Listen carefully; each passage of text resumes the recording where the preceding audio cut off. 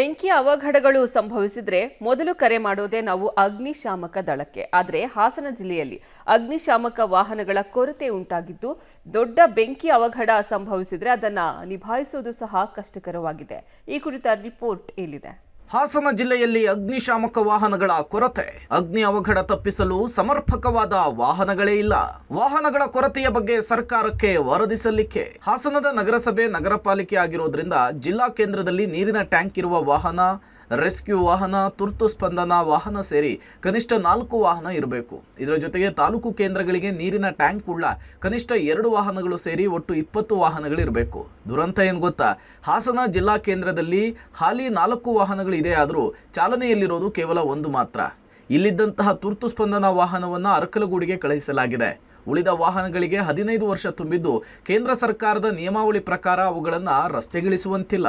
ಹಾಸನ ಜಿಲ್ಲೆಯಲ್ಲಿ ಏನು 8 ತಾಲೂಕುಗಳಿದ್ದಾವೆ.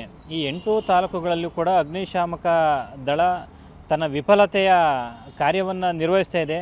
ಯಾಕೆ ನಮಗೀಗ ಇಲಾಖೆಯ ಬಲ್ಲ ಮೂಲಗಳ ಪ್ರಕಾರವಾಗಿ 7-8 ಸುಸಜ್ಜಿತವಾದಂಥ ವಾಹನಗಳ ನಾವು ಕಾಣ್ಬೋದು. ಈಗ ಬಿಸಿಲಿನ ತಾಪಮಾನ ಹೆಚ್ಚಾಗಿರೋದ್ರಿಂದವ ಈ ಸಂದರ್ಭದಲ್ಲಿ ಸರ್ಕಾರ ಈ ಒಂದು ವಿಶೇಷವಾದ ಈ ಬೇಸಿಗೆಯನ್ನು ನಾವು ಸದೃಢವಾಗಿ ನಿಭಾಯಿಸ್ತೀವಿ ಅನ್ನೋ ಒಂದು ಫೈರ್ ಇಂಜಿನ್ ಅಧಿಕಾರಿಗಳಿಗೆ ಒಂದು ಸಂದೇಶನ ಕೊಡೋದ್ರ ಮುಖಾಂತರವಾಗಿ ಇಲಾಖೆಗೆ ಸಂಬಂಧಪಟ್ಟಂಥ ಸೂಕ್ತವಾದಂಥ ಉಪಕರಣಗಳು ಮತ್ತು ವಾಹನಗಳನ್ನ ಒದಗಿಸ್ಕೊಡ್ಬೇಕು. ಆ ಇಲಾಖೆಗೆ ಸರ್ಕಾರ ಸರಿಯಾದಂಥ ವಾಹನಗಳನ್ನ ಕೊಡೋದಾಗಲಿ, ಅವರಿಗೆ ಉಪಕರಣ ಕೊಡೋದಾಗಲಿ ಅದು ಮಾಡಬೇಕಾಗಿ ನಾನು ಸರ್ಕಾರಕ್ಕೆ ಮನವಿಯನ್ನು ಮಾಡ್ತಾ ಇದ್ದೀನಿ.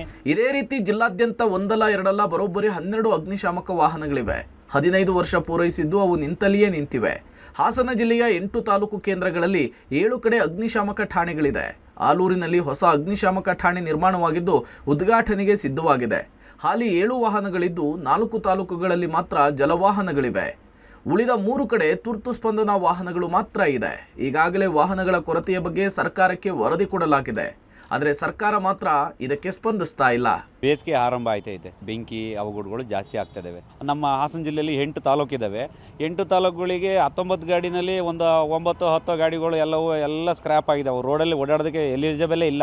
ಅವು ಟೈರ್ ಸರಿ ಇಲ್ವೋ, ಇಂಜಿನ್ ಸರಿ ಇಲ್ವೋ, ಆ ವೆಯ್ಟನ್ನು ತಡೆಯೋಂಥ ಸಾಮರ್ಥ್ಯ ಇಲ್ಲವೇ ಇಲ್ಲ ವೆಹಿಕಲ್ಗಳು.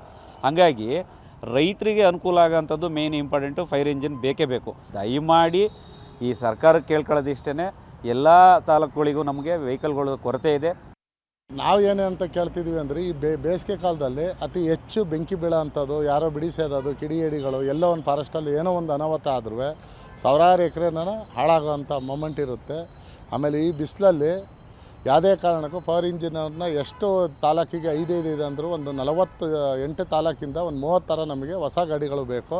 ಮಾಡಿ ನೀವು ಯಾವುದೋ ಸರ್ಕಾರದ ಯೋಜನೆ ಏನೇನು ಮಾಡಬೇಕು ಮಾಡಿ, ಮೇನ್ ಇದ್ರ ಬಗ್ಗೆ ಗಮನ ಕೊಡಿ. ಇಷ್ಟೆಲ್ಲ ಅಗ್ನಿಶಾಮಕ ವಾಹನದ ಕೊರತೆಯ ನಡುವೆಯೂ ಕೂಡ ಅಧಿಕಾರಿಗಳು ಮತ್ತು ಸಿಬ್ಬಂದಿ ಜಿಲ್ಲೆಯಲ್ಲಿ ನಿರಂತರವಾಗಿ ಅಗ್ನಿ ಅವಘಡವನ್ನು ತಡೆಯುವ ಅರಿವು ಕಾರ್ಯಕ್ರಮವನ್ನು ಮಾಡ್ತಿದ್ದಾರೆ.